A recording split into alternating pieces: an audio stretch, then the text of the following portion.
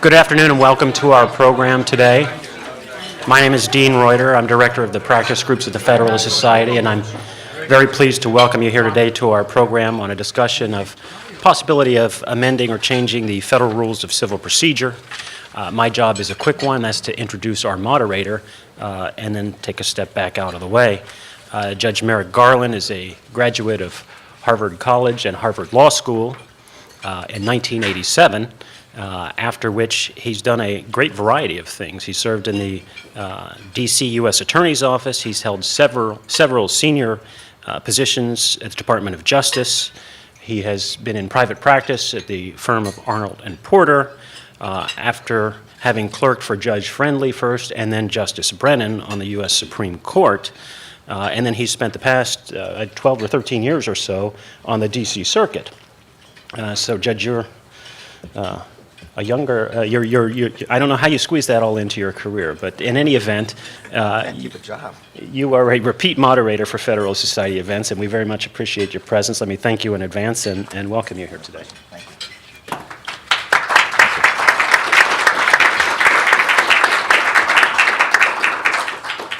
All right, so we have a star-studded group here of panelists, at least if you're a civil procedure nerd, which I understand most of you are. So this should be great. You know the topic, which is questions about whether the Federal Rules of Civil Procedure should be changed, and particularly we're going to be focusing on discovery issues. On my far right is Professor Ron Allen. He's the John Henry Wigmore Professor of Law at Northwestern University in Chicago.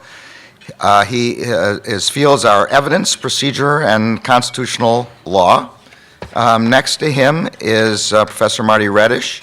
He is the Lewis and Harriet Ansell Professor of Law and Public Policy, also at Northwestern University in Chicago. He teaches and writes on subjects of federal jurisdiction, civil procedure, freedom of expression, and constitutional law. On my left is Professor Richard M. Essenberg. He's at Marquette University Law School, and he also teaches on civil procedure as well as Wisconsin Supreme Court law and theology. I don't think we'll get to that today. And finally, we have Professor Don Elliott. He is the professor of law at Yale.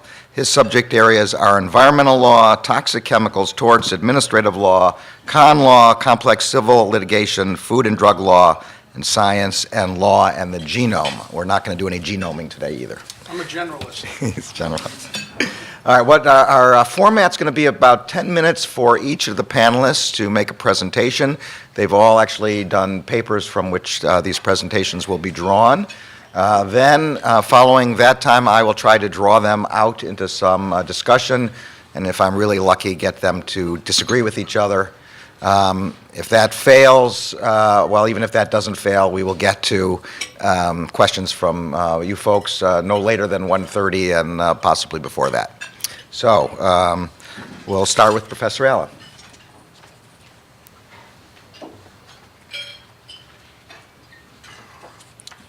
Thank you very much. I have to skip the normal introductory comments about how honored I am to be here and what an admirer I am of the Federalist Society, because I'm told there's something like a contempt citation if we exceed the 10-minute limit. So I have to move right into the topic. Now, I must say one introductory remark, though. I'm not really a civil procedure expert the way some of the other people at this panel are, although I teach first-year civil procedure. But lest I destroy my credibility with what you think to be false modesty, let me tell you I am an expert in evidence. Now, many of you, if you think of evidence, you think of people who sit in their room and worry about the 73rd hearsay exception and find it exquisitely interesting, which I kind of do. But modern evidence scholarship isn't that. Modern evidence scholarship is basically examining the epistemological implications of legal systems, dealing with knowledge, the construction of knowledge, the acquisition of knowledge, its implications, the significance of formal versus informal reasoning methods, and the like.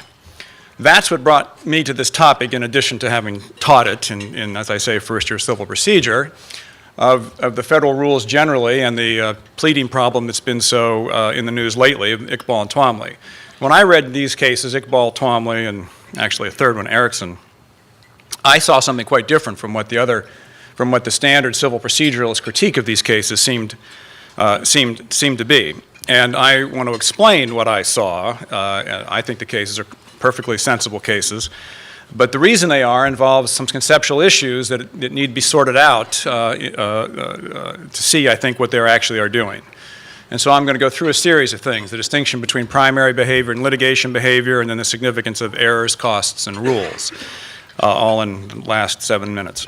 So when you look at legal research, what you see is almost a radical separation of analyses of primary behavior, the substantive law, from litigation behavior, the procedural law, if you will. Primary behavior is what you do in your real life. Litigation behavior is what you do when you resolve disputes. These are not exactly hermetically sealed off, but they're pretty rough guidelines that people respect them. And most current analyses focus on one or the other. But the problem is that, and this is the first conceptual point, that each of these is really can be viewed as the transaction cost of the other. That they're in a symbiotic relationship. Litigation behavior affects primary behavior, and primary behavior affects litigation behavior. I mean, litigation over things can be conceived of as a cost of doing business, raising the transaction cost of the substantive behavior. And conversely, although somewhat awkwardly and less intuitively, the effect of litigation behavior on primary behavior can be seen as a transaction cost of it. For example, if you vindicate a property right at more than the cost of the right, that's not a very good thing. Or if you sue over wages where the wage earner wins, but that results in the elimination of the job, that's a problem. These two obviously affect each other, litigation and primary behavior. So from this perspective, if not the central regulatory issue or goal of the legal system is to optimize the sum of primary and litigation behavior rather than optimize or maximize either one or the other. So you have to think of it as an interactive process. Indeed, each can be thought of as conferring rights and obligations on each other, in which case, in a sense, litigation behavior becomes a subset of primary behavior. Now, the sorts of economic and let me go on to Iqbal and Twombley. And these are pretty good examples of what I'm just saying. One way to understand them is that what the court was saying or seeing was that the costs involved in cases can be differential, and thus the risks that one should be willing to take can be differential, and that a standard rule that treats all pleadings in the same fashion may be socially perverse because it encourages certain kinds of litigation that we should discourage and discourages certain kind of litigation that we can that we want to encourage. And so there's this interesting issue of costs when you think about the relationship between the litigation behavior that will encourage or discourage primary behavior and the reverse. Now, so contemporary legal scholarship does tend to focus on not on this issue, but number one, access to courts as a right, and number two, errors. And both need greater elaboration. Access to court typically involves coercively demanding somebody else's involvement, and one of our panelists is going to talk more about this. But it's important to recognize that a person coerced into court without having violated the plaintiff's rights is himself wronged. The present literature extolling the virtues of the open door policy of the federal courts neglects that plaintiffs impose costs on defendants with false allegations. By the way, this is a reciprocal point. Defendants who falsely deny impose costs on plaintiffs. Again, the point being the symbiotic relationship here between litigation behavior, primary behavior, defendants and plaintiffs, and so on. When the current literature thinks about these things, it then moves on to costs, but it tends to focus on false negatives, the failure to find liability when there is liability. And the problem is there are two kinds of costs, false positives and false negatives.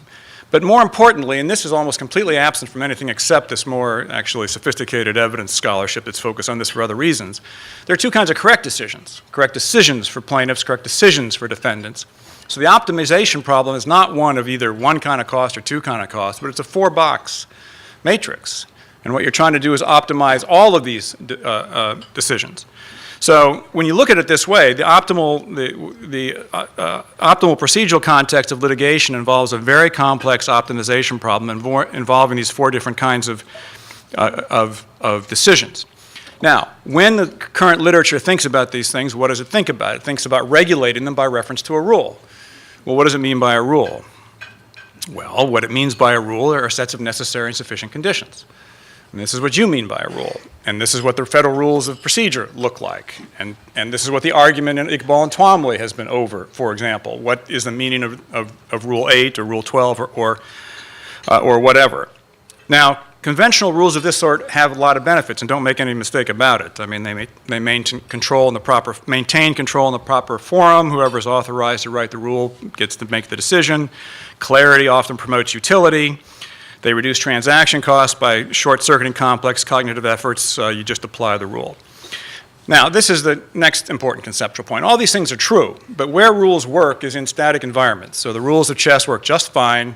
The rules of basketball work pretty much just fine. If you're a Bulls fan, you're not happy about the rules of basketball in the last decade, but that's another story. All right. In cases involving a large number of variables, or if variables are more or less continuous, that is, you think of a variable, you often think of it as being off or on, but they can be continuous. Like the risk to life is not off or on, is there a risk of life? It's how much of a risk of life there is. When rules or variables are continuous, or when there are many of them, and then you have a different problem. Then you have what often becomes a dynamic environment, not a static environment. So when you have a dynamic environment, it's a different kind of a question as to how to regulate it, or it can be a different kind of a question, because there can be tension between a static rule, a rule that sets out necessary and sufficient conditions to deduce outcomes, and in the environment, the dynamic environment it's attempting to regulate. Now, I actually gave you some pictures of things I'm not going to have a chance to go through that were in the handout or in my materials about what's called a dynamic regulator, which is probably the single most important invention in the last 3 centuries. It allowed the Industrial Revolution to occur by smoothing out energy from a steam engine. And why that makes any difference at all to anything is in the paper. You can look at it, but it does.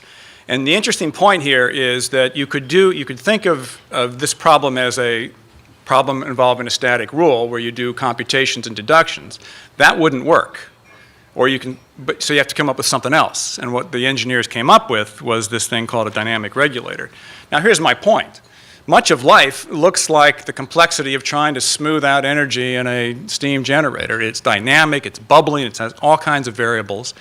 And one of the problems that we're facing is precisely the relationship between that kind of a dynamic and the normal thought that we regulate this by reference to these static rules that we can write in advance.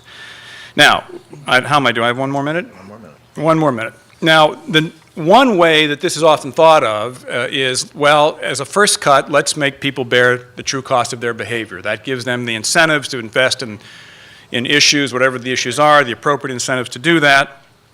So why not just cut through all this stuff about rules and dynamics and static and the federal rules problem and this and that, and just say, like maybe suggested today, let's have people bear the true cost of their behavior. If they ask for discovery, they have to pay for it. Trial would be the same thing. Now, this actually there may be some advantage to this, but the problem is in a trial context, it's a set of reciprocal relationships. And so it's not at all obvious whose costs are whose. So when, for example, I ask for discovery, is that because I want it or because I'm forced to because of the procedural context of the case? Whose cost is that? It's a very difficult problem. So, in fact, I tried once to work this problem out and gave up. Now, the alternative to something like bearing the true cost of your behavior is cost shifting, or an alternative. The problem with that is that no matter where you look, with any simple rule like this, there are going to be perverse incentives. So if you just simply shift costs, just as a simple example, that gives an incentive to a plaintiff, for example, to file multiple complaints or multiple causes of action, because that can increase the cost of the other side and so on. This is just a simple example of the perverse incentives that can arise whenever you try to structure a dynamic environment with a simple rule. So what is the answer to this? Well, my view is, and this is sort of crazy, but it's my view, this is a complex optimization problem. And that's what we should look at it as. The judges have to be given authority and directed to view it in such a fashion. Does this result in the risk of idiosyncratic judgments? No, why not? Because of one of the geniuses of the adversary system. Whenever we talk about judges and discretion and the problems with it, what you're now thinking is some judge sitting there in his office doing these crazy things because his mother was mad at him one day in his childhood, and it's had all these effects on his personality. But that's not how it happens. What happens is the parties educate the judge. And you can tell the party to educate them more or educate them less, and it's by viewing the system as a dynamic in that fashion that over time, it seems to me, you would be likely to reach more optimal results than we have now. So there's a lot here. I only have these 10 minutes. I have to sit down, and I probably tried to do too much in these 10 minutes. But again, thank you for inviting me, and I'm honored to be here. Thank you. Thank you, Professor Allen. During the cross-examination, I'll be asking you to apologize to my mother. Professor Reddish. He asked me to apologize now.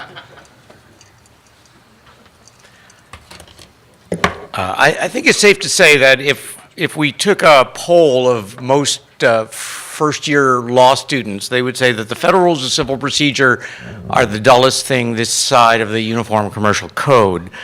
And there may be some truth to that on certain levels, but what it ignores is how central the Federal Rules of Civil Procedure are to our underlying substantive existence. Procedure and substance intersect, and that's why right now the federal rules are quite hot, as this panel shows. My guess is after all the dust settles, the Rules Advisory Committee will do relatively little, which is usually what they do, and maybe that's a good thing. But I want to make a suggestion of a major change that, interestingly, has never been well considered by the Rules Advisory Committee. In fact, one of the judges heavily involved in the process, when I suggested it to her earlier this week, said they would do this the same time the Chicago Cubs won the World Series. And I don't expect that to happen anytime soon. And it concerns the process of discovery. Discovery is like the invention of fire. If used properly, it can facilitate the enforcement of substantive claims. It can be an extremely valuable information gathering device to make sure that substantive claims are not under-enforced. But if used improperly, again, like the invention of fire, it can cause enormous harm and damage by creating strike suits and legalized blackmail, and by over-deterring and thereby skewing the cost that society has to pay for different services and products. And the problem of discovery is not widespread in a certain way. It doesn't affect lots of cases filed in the federal courts. But the cases that it does affect, it affects enormously. And those are usually the so-called big case, the case that's going to have an enormous effect on society outside the four walls of the courthouse. And for years, we have been attempting to come up with different methods, case by case, prophylactic, to try to deal with the problem of discovery abuse. None of them has worked completely effectively. Some have actually caused more problems than they've avoided by adding a whole level of transaction costs that wouldn't have existed before. It seems to me that what we have to do is return to the past. I entitled my article on this subject, Back to the Future, partly because I always had this dream of driving a DeLorean, but also because what I think we need to do is to go back to 1938. At the time Judge Charles Clark had this genius to create this system, one important issue was never discussed, much less mentioned in the federal rules, and that is the issue of cost allocation. Whose costs should we say discovery is to be attributed to? The practice that has grown up is that costs lie where they fall. The producing party bears the costs of discovery. And the rare times that judges are asked to shift the costs under Rule 26C protective order, where they clearly have the authority to do so, they resist mightily because they think it's improper to shift the cost. Well, my view is that if we go back and rethink this from the time of 1938, we'll see that the term cost shifting is a misnomer. The costs are not to be shifted. The question is, whose costs are they? And it is my theory that the costs are appropriately attributed in the first instance to the requesting party, not the responding party. And I rationalize this under 4 different headings: the conceptual, the economic, the democratic, and the constitutional. First, simply as a conceptual matter, go back to Contracts 1. Do you remember the theory of quantum meruit? When even though there is no formalized contract, if A does something for the benefit of B, when B has no reason to expect that it's a favor, there will be an implied contract, a quasi-contract. If you're going out to lunch and a fellow office mate says, oh, could you pick me up a Big Mac and a Diet Coke, and you spend the money for that, whose cost is that? Is that your cost, or is that properly attributable to the person who requested it? In that sense, discovery costs are being incurred by the responding party, not for his benefit. If anything, it's to his detriment. They are for the benefit of the requesting party. Why, as a favor out of the goodness of the heart of the responding party? No, the requesting party has no reason to think that that's being done as a favor. Why should the responding party bear those costs? So simply as a conceptual matter, the costs are properly attributable in the first instance to the requesting party. Note how these costs differ from all other kinds of litigation costs that a defendant, for example, would bear. When a defendant prepares a case or hires an attorney, that is a cost to help themselves. When a defendant responds to a discovery request, on the other hand, that is not for their benefit. That is for the benefit of the requesting party. And that leads me to the economic benefits that would come from this reallocation. Simply put, it's the removal of an externality. If I have an unlimited research budget at Northwestern, I wouldn't give a second thought to going to this conference, that conference. I think there's one in Fiji this time of year. If I'm given a limited budget, I have to think long and hard how I'm going to make those choices, how I'm going to allocate that money. This is simply an economic externality to the requesting party, unless the requesting party bears the cost. An economic externality is an economist's fancy way of saying no skin off my nose. If anything, there's a perverse incentive to make requests because it's going to hurt the other party. So what we're doing, in effect, through this silence of the rules is creating a subsidy. We are subsidizing the requesting party. And if society wants to do that, God bless, knock yourself out. But now, the way it's done is through a hidden subsidy. This is completely anti-democratic. We have not, as a society, through our lawmakers, through the rule makers, made any kind of conscious choice to subsidize requesting parties' discovery. We may want to do that with particular causes of action as a society, as we do with the Attorneys' Fees, Civil Rights Attorneys' Fees Awards Act statute. But let it be done by the democratic process if it's going to be done. And that leads me to my final concern, the constitutional one.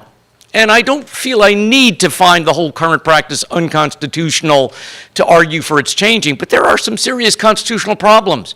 Because now, not only do we have a subsidy that's created, it is a subsidy paid by the responding party.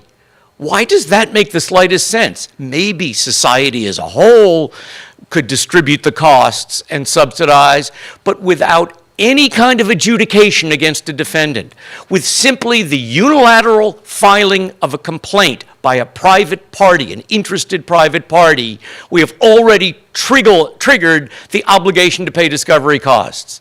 If you think back to your due process and civil procedure classes in law school, you might remember Fuentes versus Shevin in the Snydak case and DICAM, that whole line of cases that says before property can be taken consistent with due process, there must be some exercise of control by a neutral adjudicator. Here, we don't have that. It is the unilateral filing of the complaint that does this. Now, do I think the rules are going to be amended so that we're going to transform the inertia of costs? No, not likely.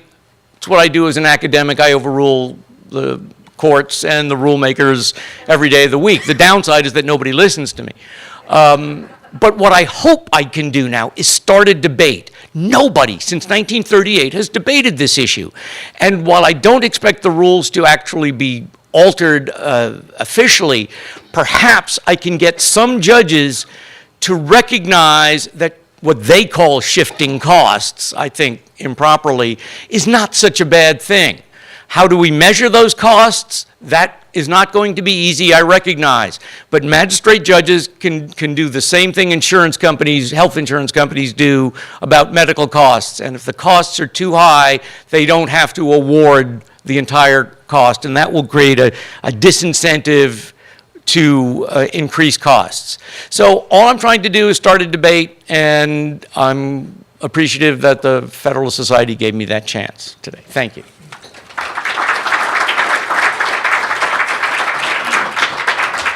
All right, our next is Professor Essenberg, and we're hoping that we'll start a debate, and we'll see what he says.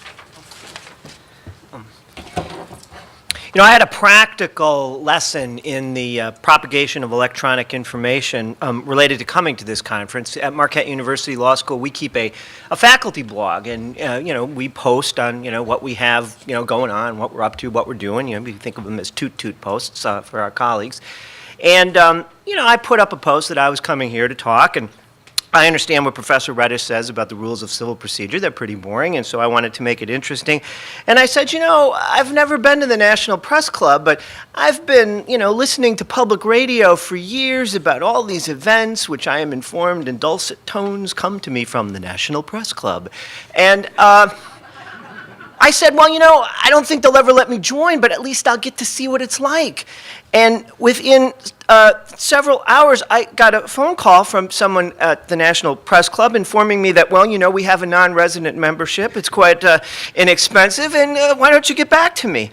And that's how electronic information works. In my first year civil procedure class, I show a video which has been done by Ralph Losey and Jason Barron, and it has this sort of pulsating electronic music, and set to this are factoids about how, there are more bytes of information stored now than there are stars in the universe, and it would take 6 million years for somebody to read every website. It talks about how most electronically stored information is not even identified in discovery, can't be found through traditional search methods, and the video ends, I think rather tongue-in-cheek, by suggesting that while the near future of EDiscovery is that we can't find the whole truth, the far future is that, well, what we really need is artificial intelligence agents. In other words, the answer to the challenge of EDiscovery is e-lawyers. This video, and it's very well done, is sort of in a genre of literature that I like to call electronic Gothic, right? It includes horror stories and morality tales, right? The horror stories are about the sanctions that can flow from e-discovery mistakes, and the morality tales are to tell lawyers that what they really need to do is, forget about emphasizing verbal communication and logical analysis, embrace their inner geeks, and become specialists in information systems. And I want to push back against that somewhat gently. Clearly, electronically stored information is different. It sticks around. It can be stored forever. It moves around. It can be transmitted all the way to the National Press Club from Milwaukee, Wisconsin.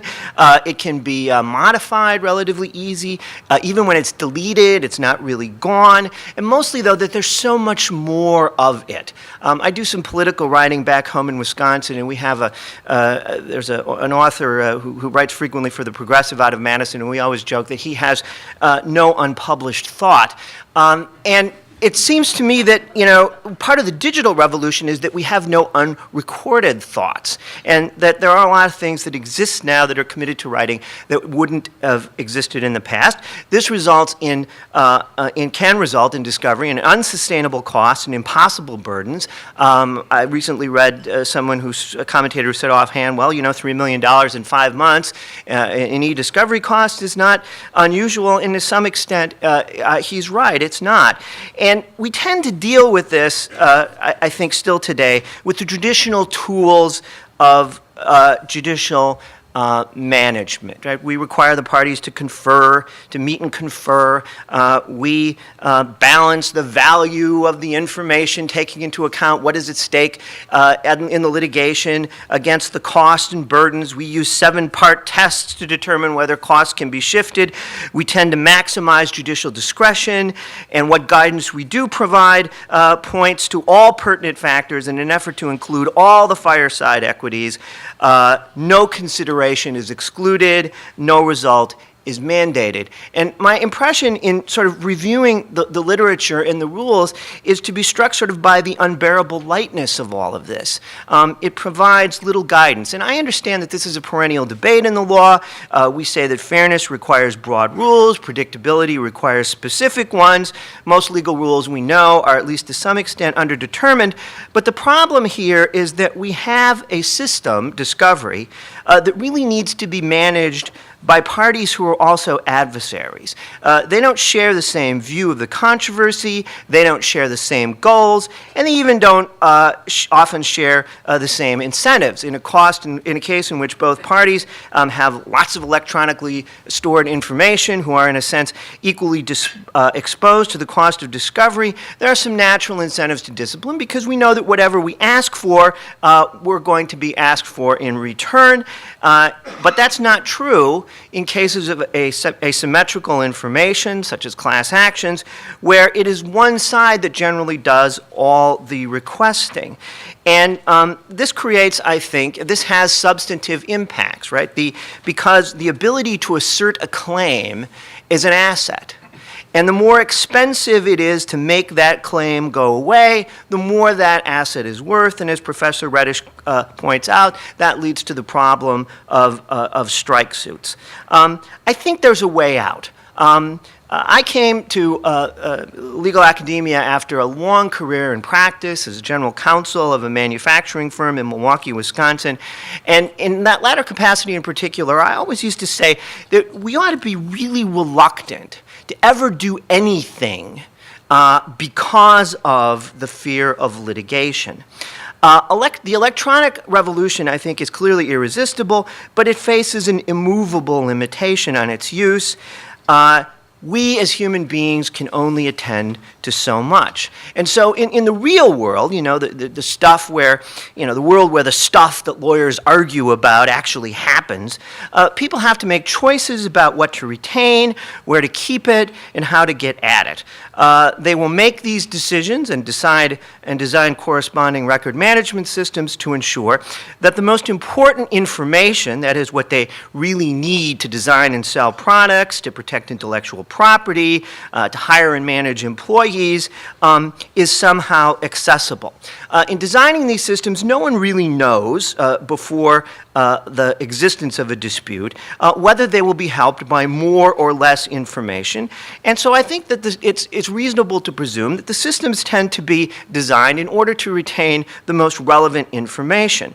And so it's my modest proposal that there be a presumption, a very strong presumption, that EDiscovery should be limited to the neutrally adopted and consistently followed systems that parties adopt to preserve, store, and retrieve data.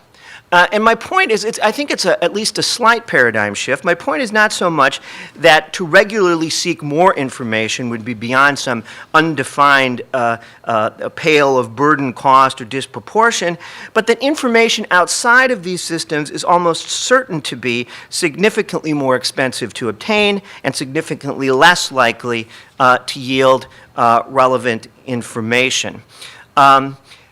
Adopting this paradigm shift or this presumption, and I think it's a modest presumption, requires a few things. First, we must presume good faith on the part of the parties, absent some evidence to the contrary. Second, we must to some extent abandon the dream of a smoking gun in unlikely places, of gold hidden among dross. And it requires questioning the idea that because in a digital age, we are headed towards a world in which all thoughts and all preparation for thought and all transmissions of thoughts are recorded somewhere, that seeking the truth requires that we troll through it all. It is far from evident, at least to me, that in the old world, the one that existed in, 1995, that world was characterized by injustice and inaccurate litigation outcomes. I don't think that's true at all. Now, this modest presumption won't resolve all questions. There are still many thorny problems in EDiscovery as to when to adopt a litigation hold, and it still seems to me that even this modest presumption will produce huge volumes of material, because most existing information systems still capture a great deal of this metastasizing information, and most of it can be searched through some type of a keyword or Boolean connector protocol, and that's where I think I have to join forces with Professor Reddish. I think that in addition to this presumption in favor of neutrally designed, consistently followed systems for the maintenance and retrieval of electronic information, I still think it's going to be necessary to allocate the cost of electronic discovery to the requesting party. And I do appreciate Professor Allen's analysis. I found it very interesting. I am not an expert on evidence. I was a trial lawyer for many years. I felt myself to be lucky if I could just get it in. But I think he's got a good point. It is difficult to know to whom the cost of requesting information ought to be attributed. But I think in this case, in the case of electronic discovery, when we're talking about expending huge resources in pursuit of a somewhat unlikely and difficult to assess proposition that there might be some relevant information somewhere, I can think of no better way of controlling those costs than to internalize them and say, look, if you want to go through 300,000 emails, knock yourself out, but you got to pay for it. And it seems to me that in asymmetrical litigation situations, that will bring the discipline that is otherwise lacking. Thank you.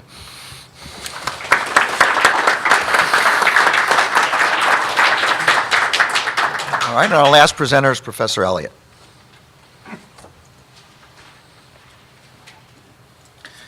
Thank you. I have to confess that my project is a little bit less ambitious than that of some of my colleagues. I just contend that Rule 4B of the Federal Rules of Civil Procedure is unconstitutional, and I want to explain why.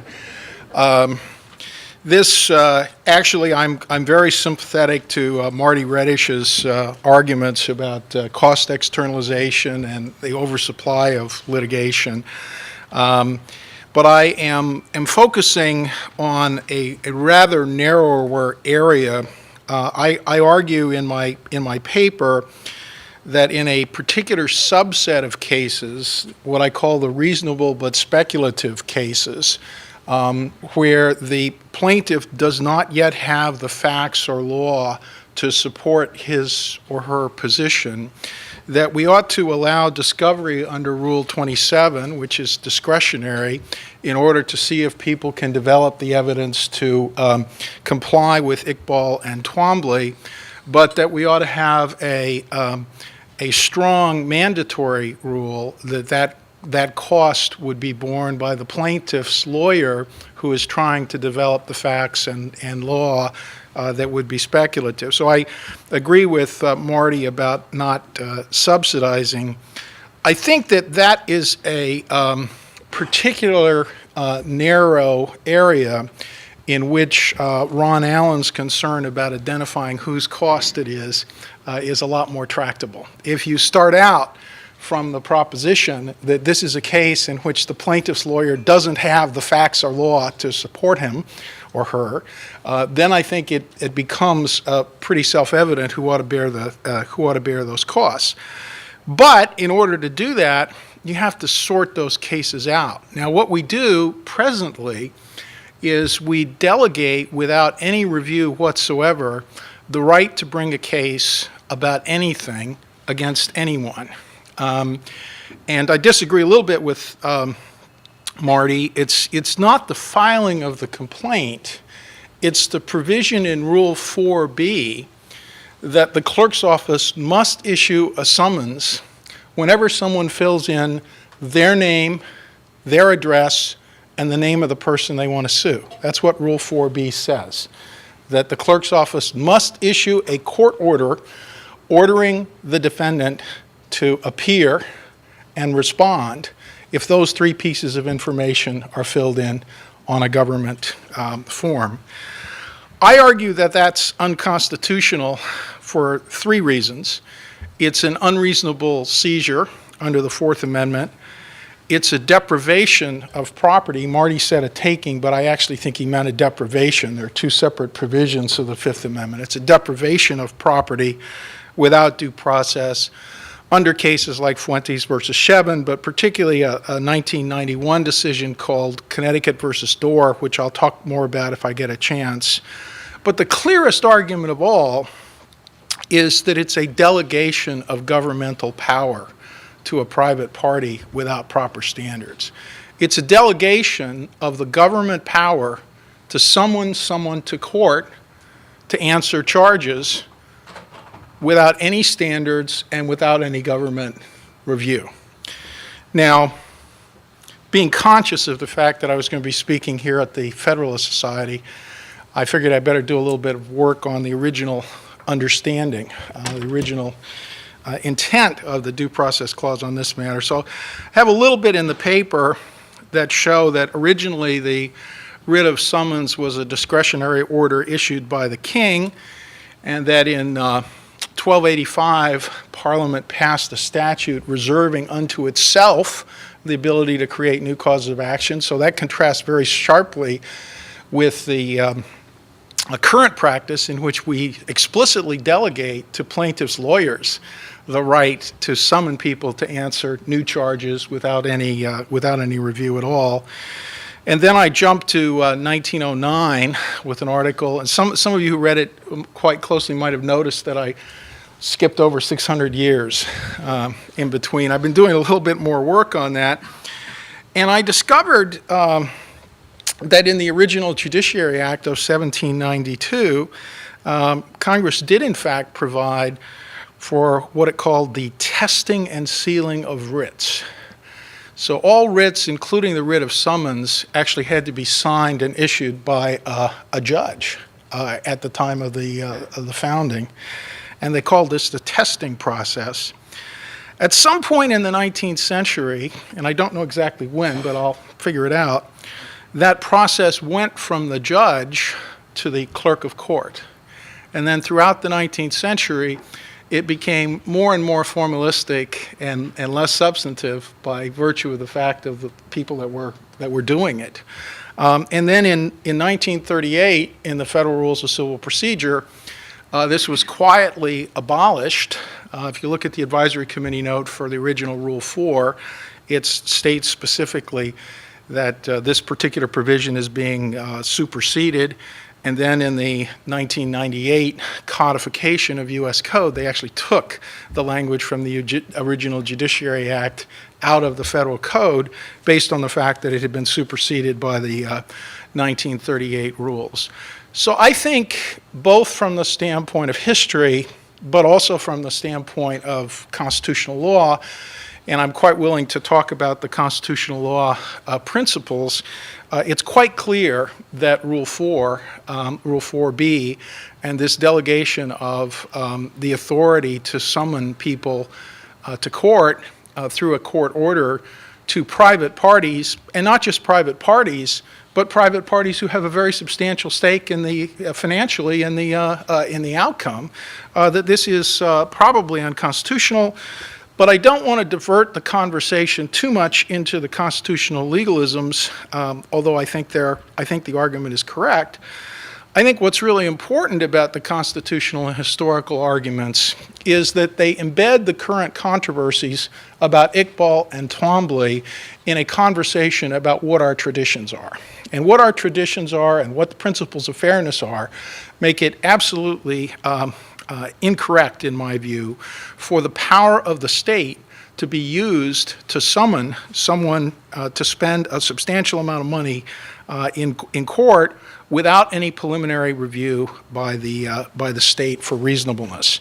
So I think, as Marty pointed out, there's a long line of cases, the so-called due process revolution, that requires the state to make a preliminary inquiry into reasonableness before it takes action to deprive a would-be to allow a would-be creditor to deprive a debtor of some of their property.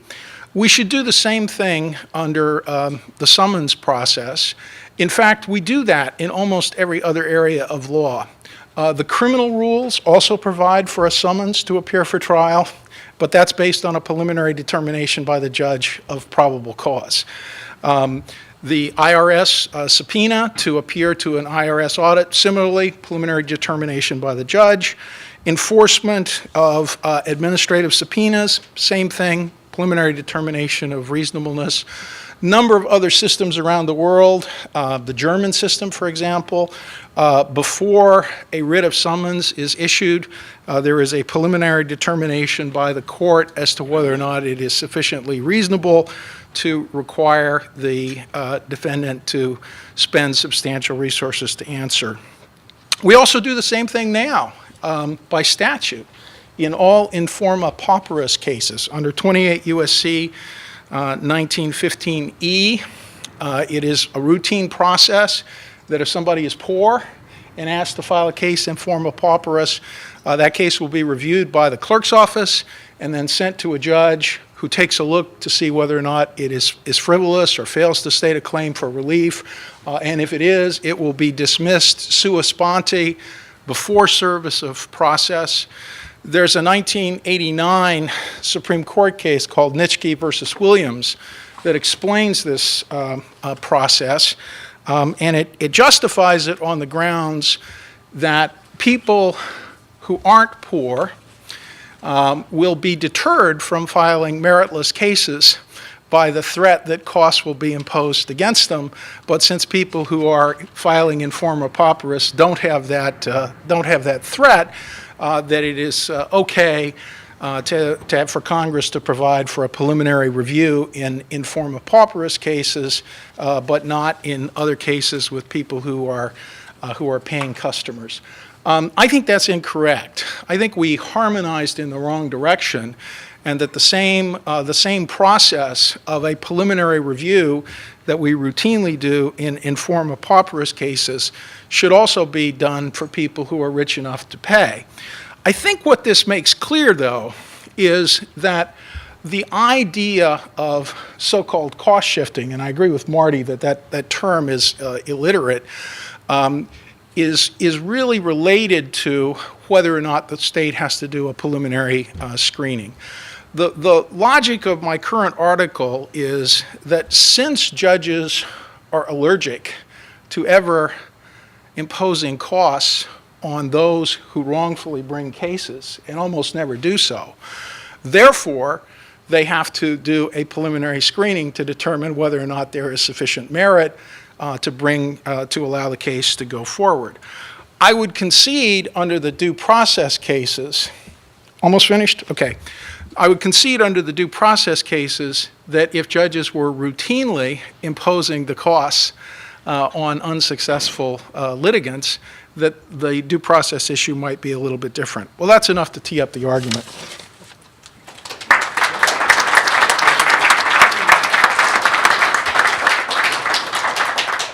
I'm going to get back to Professor Elliott, who wants to punish my allergy by making me review cases in advance of their filing.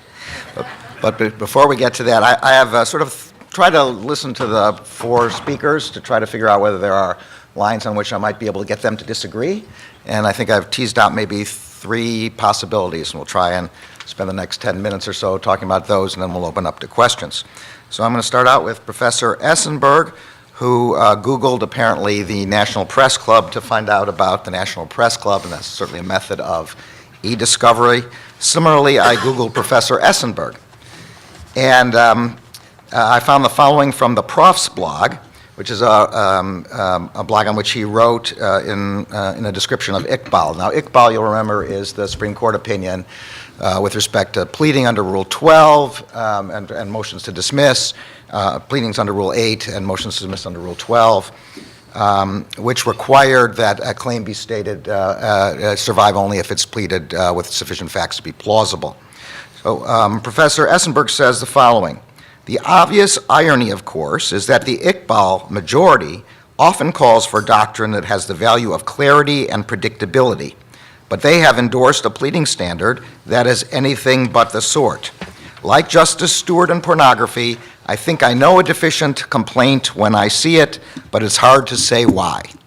So my question to the members of the panel who are supporting Iqbal, which I guess in some degree of support would at least include Professor Allen, I think, with respect to the judge being the dynamic regulator employing something like this. And let me at least start with Professor Allen and see what do you think of the point that Professor Essenberg was making, which is this puts an awful lot of discretionary authority into the hands of the judge, where the judge may be merely, as Justice Stewart said with respect to pornography, just knowing it when he sees it. And I'll also give Professor Essenberg a chance to say whether I've misconstrued his. Maybe you ought to start with whether I've misconstrued you. Well, the only correction I have is that I didn't Google the National Press Club; they Googled me. I'm most often likely to Google myself. No, I mean I don't think that's wrong at all. When I introduced Iqbal and Twombley, I put up a picture of the Chief Judge of the Eastern District of Wisconsin. I was at a panel shortly after Twombley was filed, and he got up first and he said, I read the Twombley decision and I said to myself, what the hell?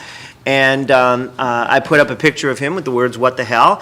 And say, I'm not sure that I know what to say, but I think that Iqbal and Twombley are a response to, this problem of the fact that all it takes is to make somebody incur incredible costs is, to draft a complaint and pay the filing fee. And, I do think I know what is defective under Iqbal and Twombley. I still struggle with how to articulate that. All right. So, Professor Allen, what do you think of this criticism of the plausibility pleading standard, on part of which you would rely for the dynamic regulation, that it is too discretionary on the part of the judge, too hard to be clear about what it means, too likely to allow a judge's ideological views or substantive views about the law, Or how his mother treated him. I'm sorry, or how his mother treated him affect the result. Well, so I'm trying to understand the conceptual foundations of the problem, and I think one of the issues there is that we have this incredibly complex dynamic, which is an optimization problem, and we're trying to regulate it through simple deductive rules, right? That, I think, is a central problem to understand, whatever you then think might be the best solutions. And there might be second best solutions. There might not be a perfect dynamic regulator here, and so you might, a second best solution, whether it's Iqbal and Twombley or Conley or in the discovery area, imposing cost, not shifting cost, that might be the case. But if my analysis is correct, then one of the things it would tell you is that the only effect of changing from one rule to another rule is simply where you shift the weirdness in the dynamic, the perturbation in the force. So the suggestion here is that prior to Iqbal and Twombley, there was a clear rule. Well, I don't think that's the case. There wasn't a clear rule. Where it was ambiguous was different, perhaps, and maybe more cases went one direction rather than another, but I don't think it was a clearer rule. In fact, the people who are criticizing Iqbal and Twombley don't even agree on what it is that the rule was, except the rhetoric from Conley. But what the rhetoric from Conley means is, again, the subject to dispute. So now that's not to say that you might want to prefer, for example, one outcome over the other. The Conley understanding of Rule 8 is going to send more cases to the next set of procedures, whatever they might be. That's probably true, and that might be a preference that you have, or it might be something that you disagree with. But it's not the case that Iqbal and Twombley introduces some mysterious ambiguity that wasn't there before because of the existence of this otherwise clear rule. So that's point number one. And then point number two, which will not anywhere be as long as point number one, this business about discretion in this context, again, neglects the genius of the adversarial system. It's not you guys sitting in your offices, doing this stuff. It's you guys sitting in your offices having been educated by people who have every incentive to educate you appropriately. Now, we have maybe not made the most of that dynamic or the most of that possibility, and I think we could make a whole lot more of it.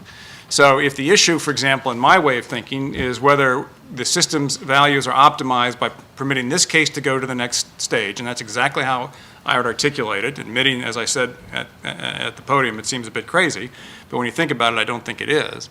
That's not going to be done through the idiosyncratic and iconoclastic views of a trial judge. It's going to be done having read whatever the parties want to produce on it and regulated in that fashion. And then, of course, there's further regulation. Those kinds of cases can be appealed. And so if you think of this in system terms rather than discrete decision terms, at least I think you get a better understanding of what the problem is, all right? Without regard to whether or not Iqbal and Twombley is a better position than the Conley or the former interpretation of Rule 8 or whatever.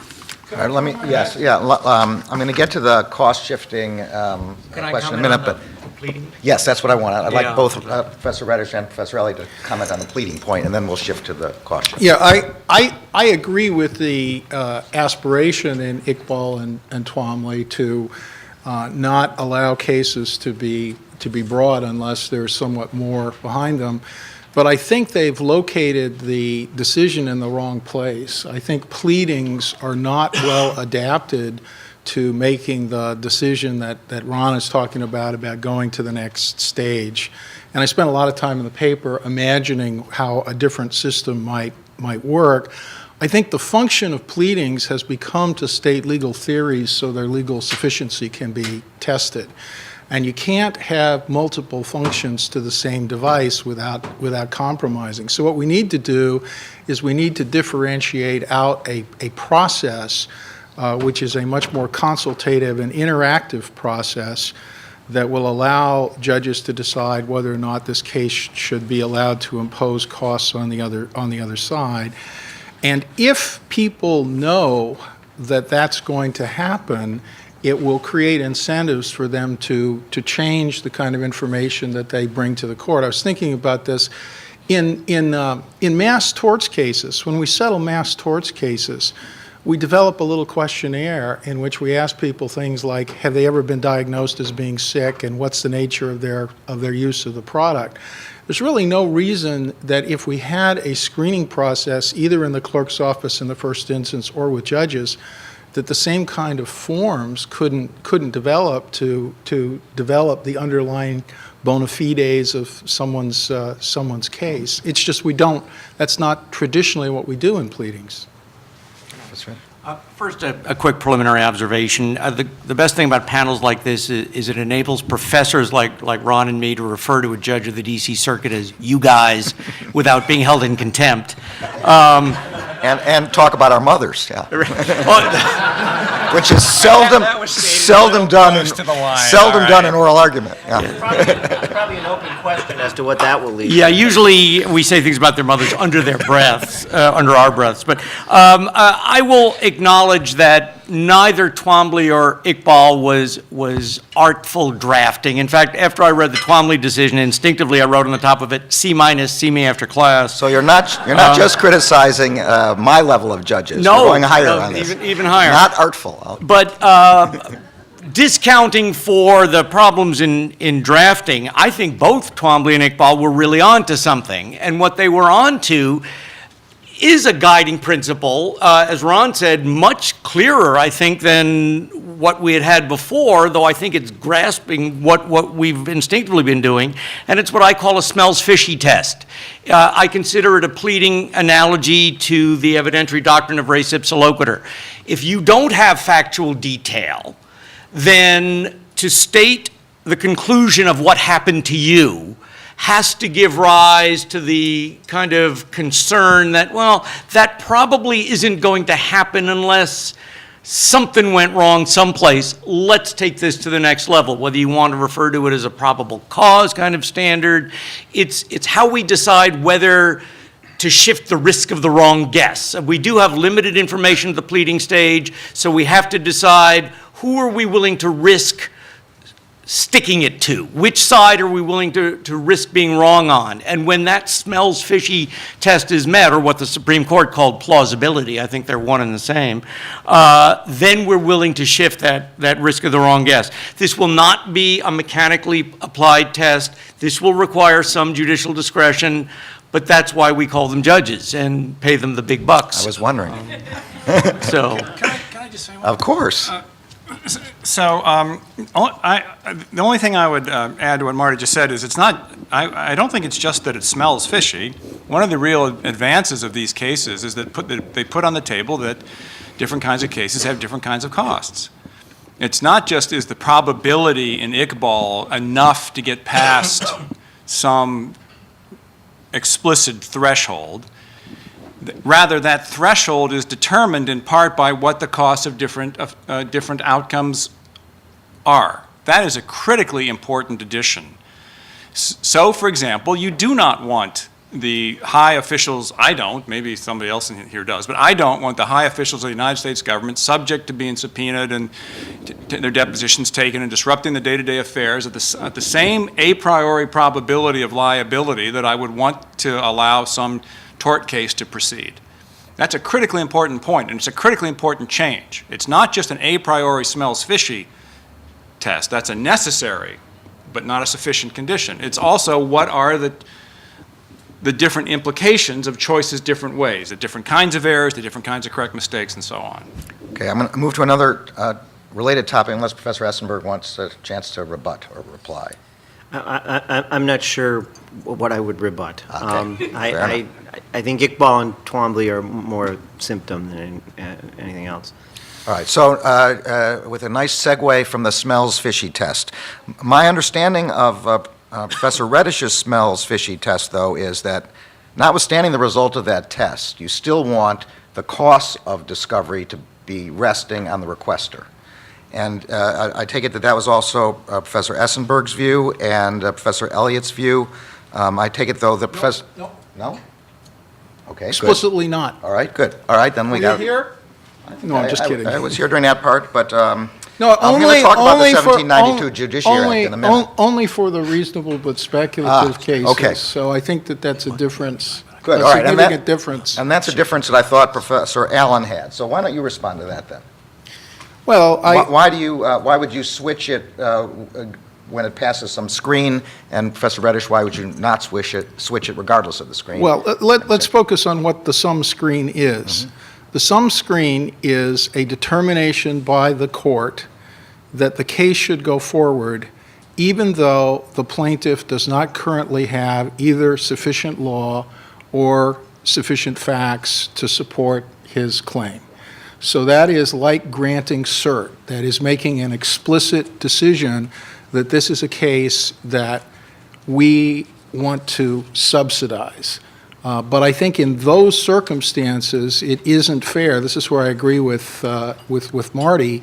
I don't think it's fair to put the cost of that social expense on the defendant who just arbitrarily has been picked by the plaintiff, particularly given the fact that if the case is developed successfully, the plaintiff's lawyer is going to be rewarded substantially for their ability to develop new facts or new law. So that seems to me be a relatively clear subcategory of cases in which essentially the plaintiff's lawyer is speculating on litigation futures. They're taking they're making a speculative investment that through discovery they can develop facts that are essential to their case but that they don't have now. And I think if you can sort out those cases, what we currently do in the ethics rules is we say a lawyer can't bring a frivolous case, but a case is not frivolous if the lawyer doesn't have the facts to support it and wants to get them through discovery. I think in that subset of cases, it's outrageous to make the defendants pay. And I would concede that I probably am interested in that because I think it's sort of the camel's nose under the tent, and I'd be willing to go farther. But I think it's the strongest possible case for making plaintiffs pay.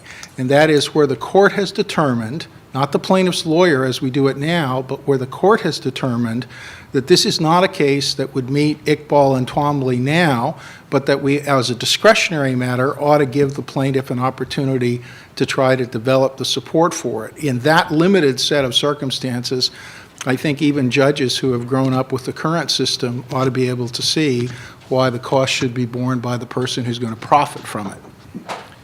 Professor Allen? Well, my concern about, I'm going to sound like a one-horse, one-pony circus here, but it's the same problem over and over again. It's complexity and unintended and unanticipated consequences. You can't structure a system by reference to small subsets of the cases. So, for example, if we're talking about the cases where defendants, to use the terms just employed, are arbitrarily picked, defendants were arbitrarily picked by their plaintiffs, well, I don't have a whole lot of sympathy for those plaintiffs, but that's hardly a fair characterization of the legal system. There are lots of constraints on why plaintiffs pick defendants, including the facts and so on. So you have to deal with all of them. When you start dealing with all of them, what you immediately will see is that things are more complex than they appear on the surface. If you, for example, think about the sets of cases in which plaintiffs deserve to win, not where they're arbitrarily picking their defendants, then what you do by making the plaintiffs bear their own those transaction costs is increase the harm that the defendant imposed on those people. They've already been harmed, under my assumption, but now they're harmed more because they have to bear those costs. Now, there might be really good reasons to make them bear those costs.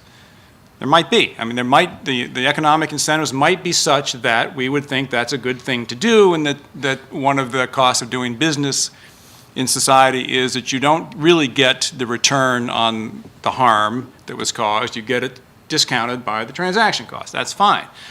But even there are going to be unanticipated consequences. We are assuming for this discussion that the set of cases is what it is today, with the incentives that existed today, and now we're taking these cases and changing things around.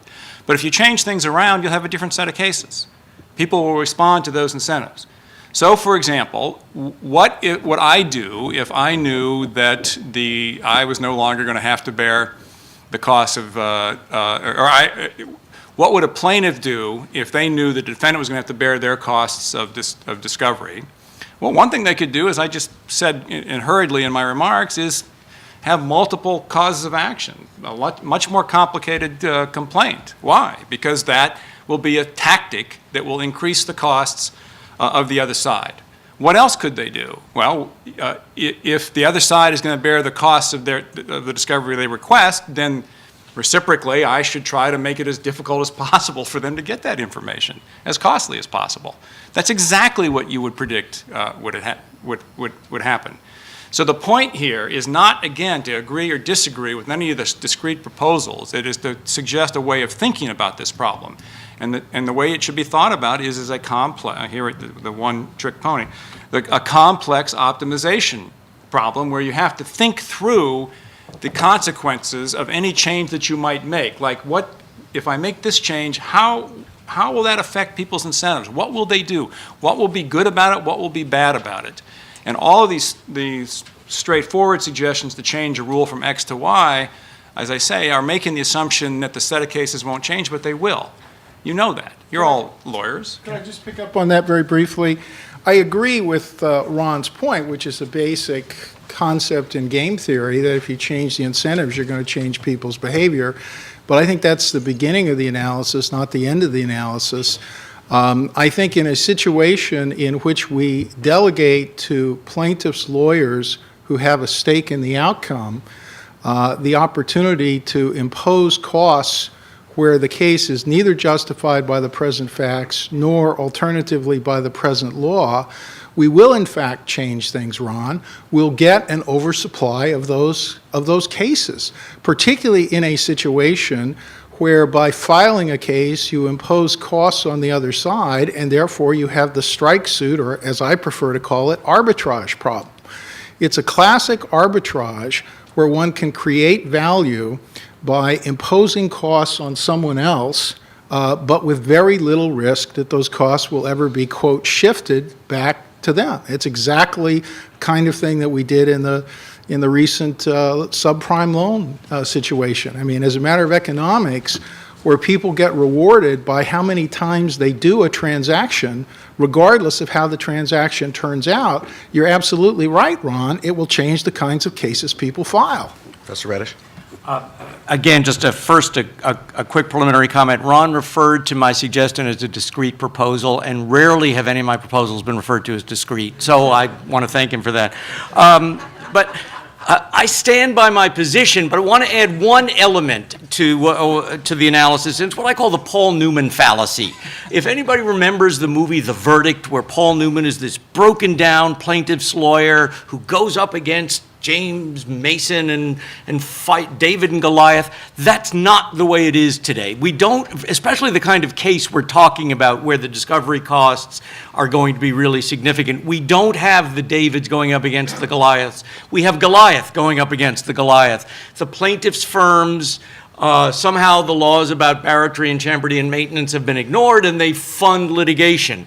The discovery costs I'm saying that these individual poor plaintiffs have to bear will actually be borne as a cost of doing business by some very powerful, very effective, and very good plaintiffs' firms. So I don't think we should view this as a subsidization need, but that simply as who's going to bear this as a cost of doing business, and I think that's the party filing the request.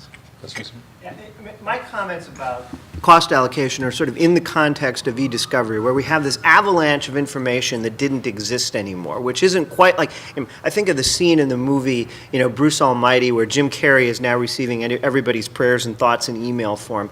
The problem is that, all sorts of stuff is getting recorded that didn't get recorded before, and then it metastasizes, goes all over the place, and, and it fuels this sort of dream of the smoking gun, that somewhere in this cloud of information, someone will have said something that would never have been recorded before that will turn out to be money for one of the parties. And so you have this incredibly expensive undertaking that somebody is asking be performed in a very uncertain pursuit of relevant information. And it seems to me that under those particular circumstances, one ought to try at least to internalize the cost of doing that. You want to see whether there's something in 300,000 emails, fine, but you bear the cost. Right? You make that judgment about whether or not the expense of doing this is worth the candle.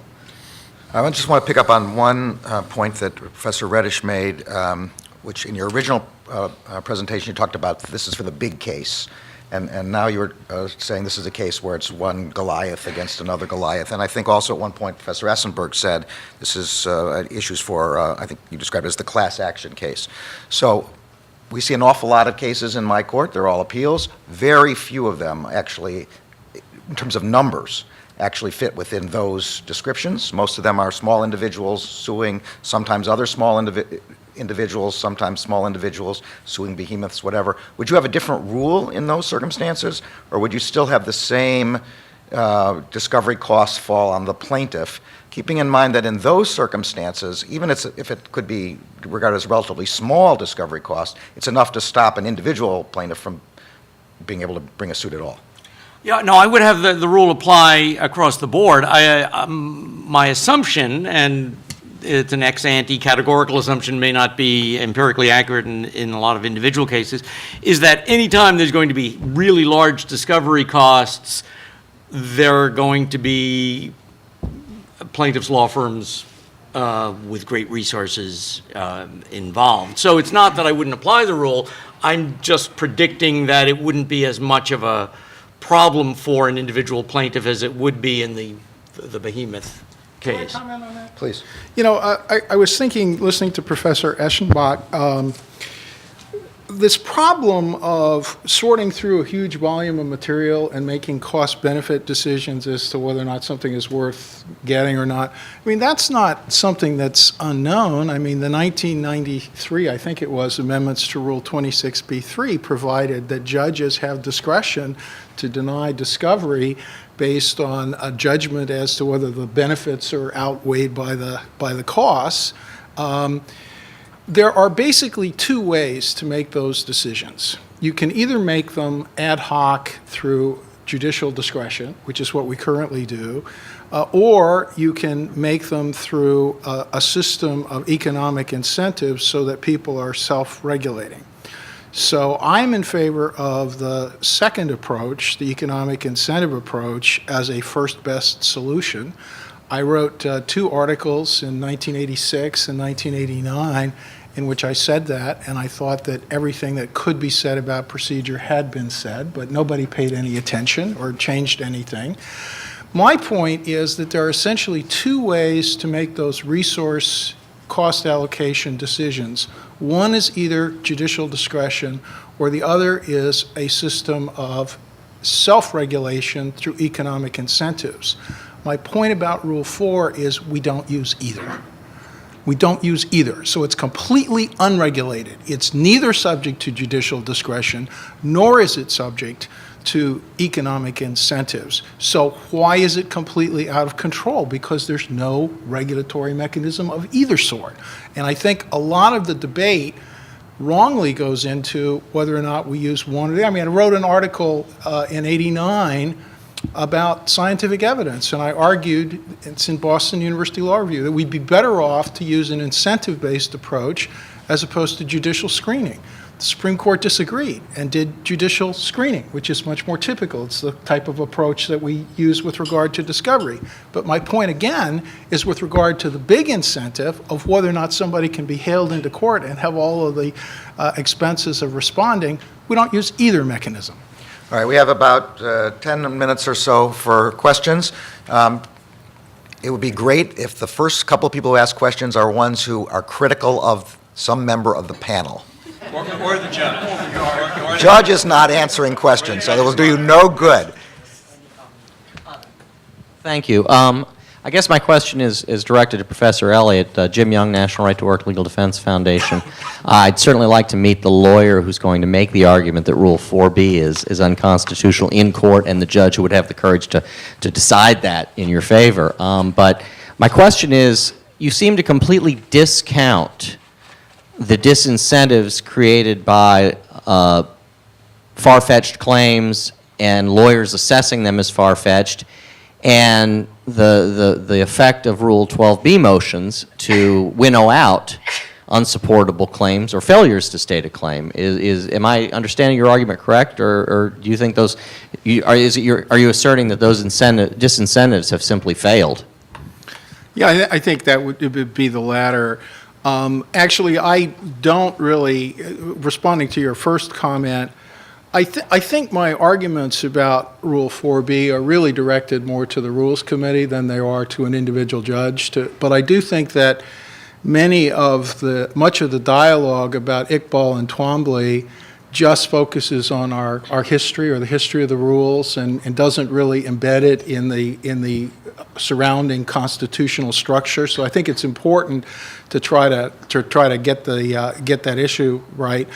With regard to the possibility of sanctions, yes, I have practiced law for 30 years and I've never, or I've seen in that 35 years, there's really only one case in which I've been successful in getting sanctions awarded.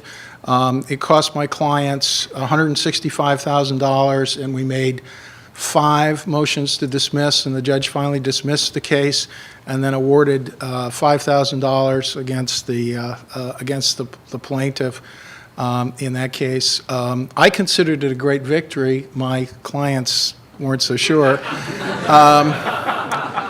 But I talk about, in the paper, I talk about a situation which I know is very common in small to medium businesses, and you can verify it from the SEC reporting.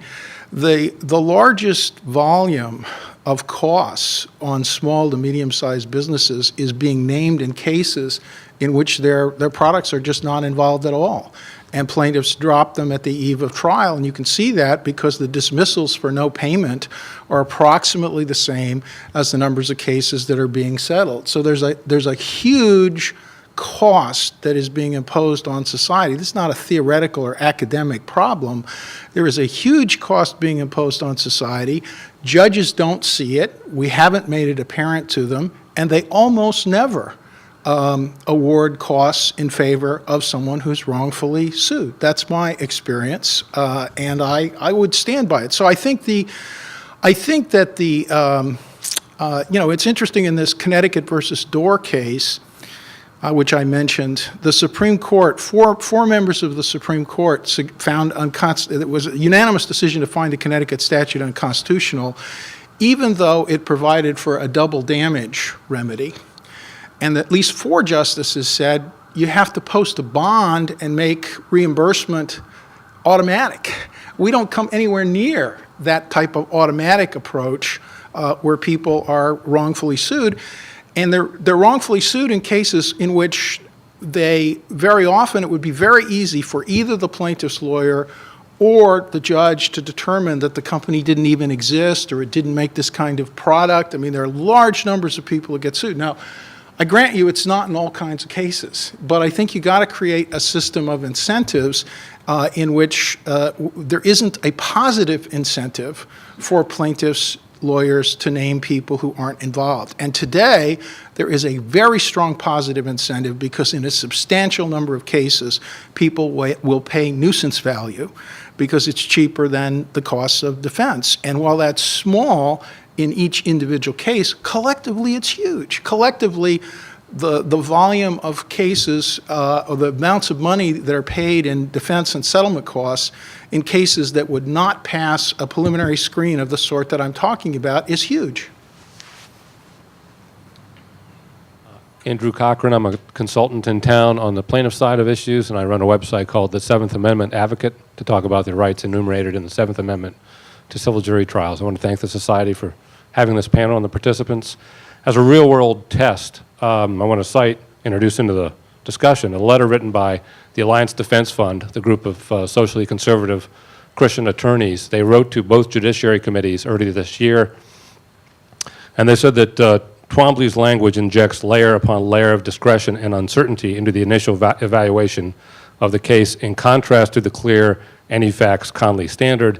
They said it unnecessarily complicates the case for both plaintiffs and defendants, and they defend both in religious liberty, right to life, and natural family cases. And they said that it's unnecessarily complicated the early stages of litigation by encouraging defensive lawyering.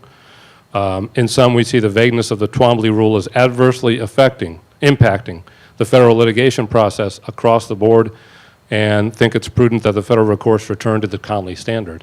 So I thought that was interesting. And one of the points of discussion about Iqbal and Twombley is the nature in which it was reached through these 2 decisions of the court and not through the normal process of going through the conference and the Congress and an open discussion. Hopefully some of those changes will be actually discussed and determined by the conference. Yeah, can I speak to that briefly?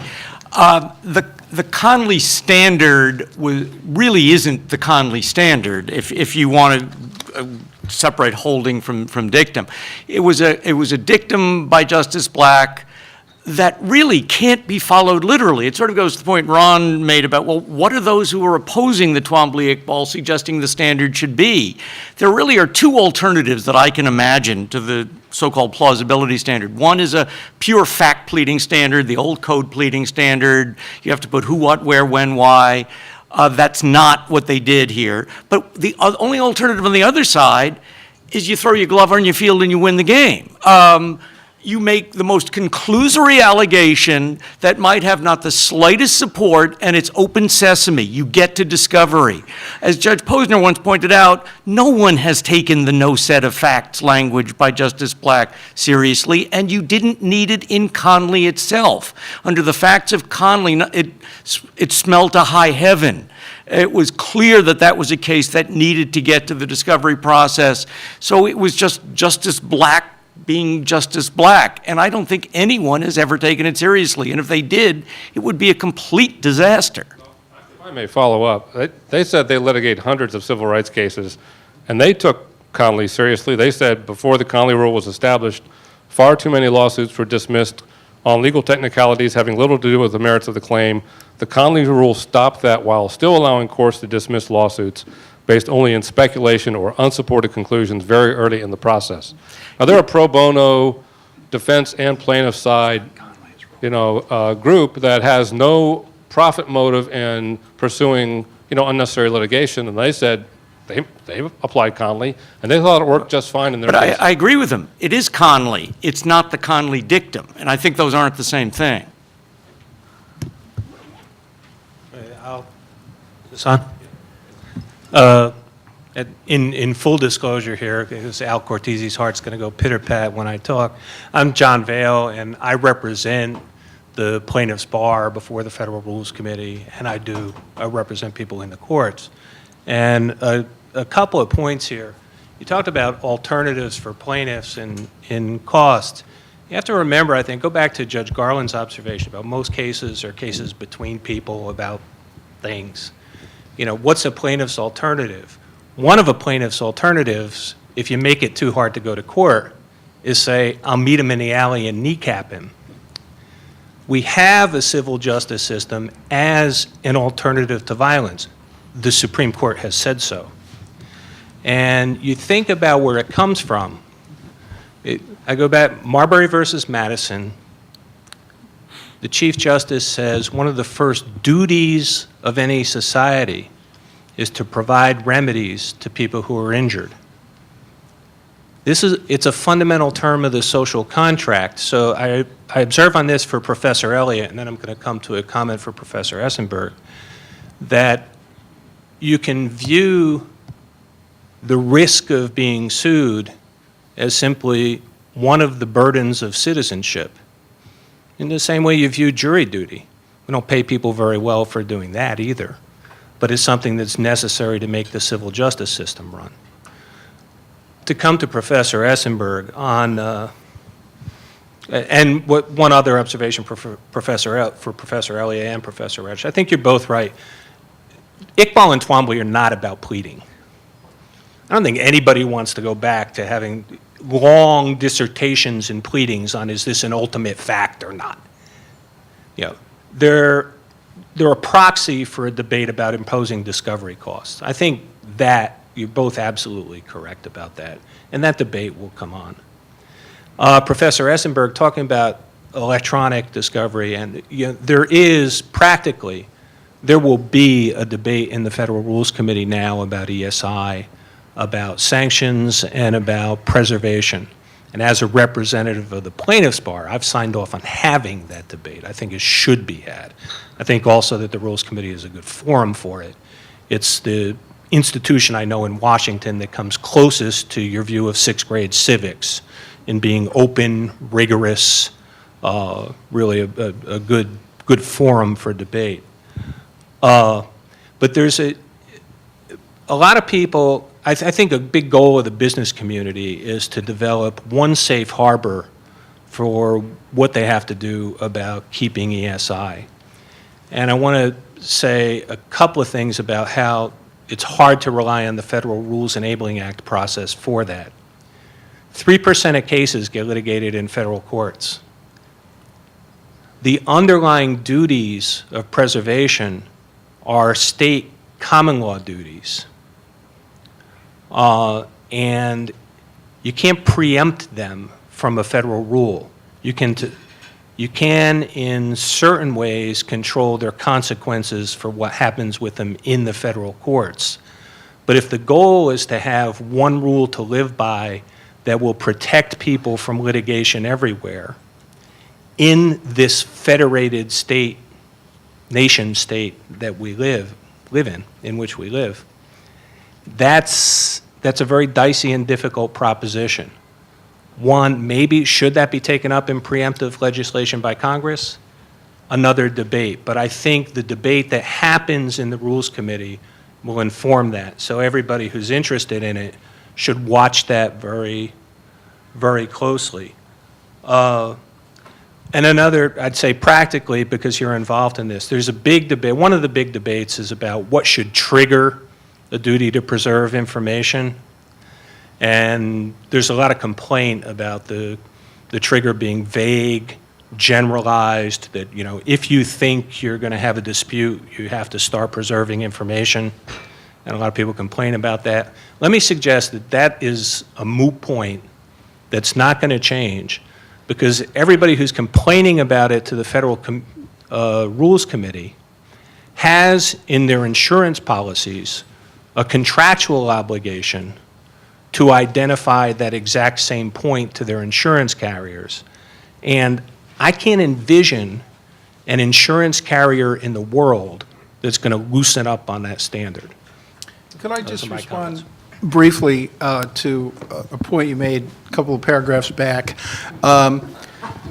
As somebody who's been observing the federal rules process for a number of years, I am very, very attuned to the fact that as a matter of political economy, you can't get anything changed unless it's acceptable to the judges, it's acceptable to the plaintiff's bar, and it's acceptable to the defense bar, right?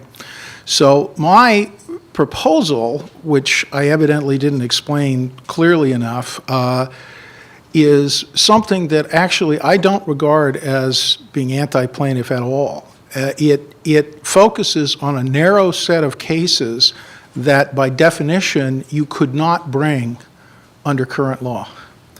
And it says you should have an additional, and this is one of the things Al is very upset with me about, it says you should have the right to take additional discovery when you can't satisfy Iqbal and Twombley today, but you have an ability to convince a judge that it's nonetheless reasonable to give you pre-filing discovery under Rule 27 as opposed to discovery of right under Rule 26. Maybe I wasn't clear enough about Rule 27 and discretionary discovery as opposed to the regular discovery under Rule 26. And in that narrow set of cases that would not satisfy Iqbal or Twombley today, either because you don't have the necessary facts or you don't have the necessary law, you should be allowed to take discovery, but that kind of discovery to try to develop a case that you don't presently have should be one where you should pay the cost. So I don't see it as disadvantaging plaintiffs, but really trying to establish a principle in an area where by definition you couldn't presently bring a case. We're out of time. Professor Allen has asked to have the last word, and I so didn't ask to have the last word. I didn't Well, know this was going to be the last word. necessarily it is. Well, okay, so what better note to end on than this? So you all are doing the exact opposite of what was frustrating me earlier with these guys up here. You're picking your favorite cases and suggesting they're somehow representative of the system. We were talking earlier about, defendants arbitrarily being picked by plaintiffs. That's not a very good set to judge the system by. Nor is it a very good set to judge the system by people who have been wronged. You said there should be the country's based upon one of the principles being that if there should be a remedy for a wrong that's done to you. Fine, but the question is, has there been a wrong?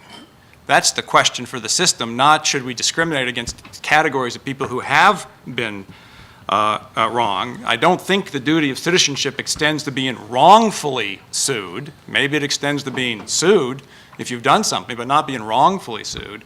So, this is sort of a perfect bookends of what the problem is. The system is really complicated. There are lots of cases. You have to think about the probability of liability from 0 to 100%, and then try to sort these things out into reasonable categories and decide what to do. So there you are. Well, on the note that the system is really complicated, thank you all very much for coming.